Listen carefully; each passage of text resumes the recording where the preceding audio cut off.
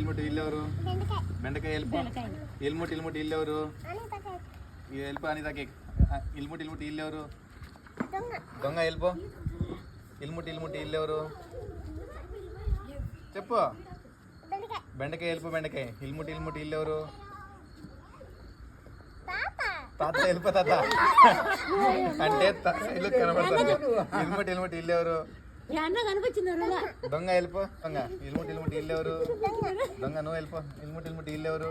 కోతి వెళ్ళిపో. కోతి. దొంగలు అక్కడే గప్ చూప్ పోమా ఎత్తుకోరా పోవాలని పట్టుకో.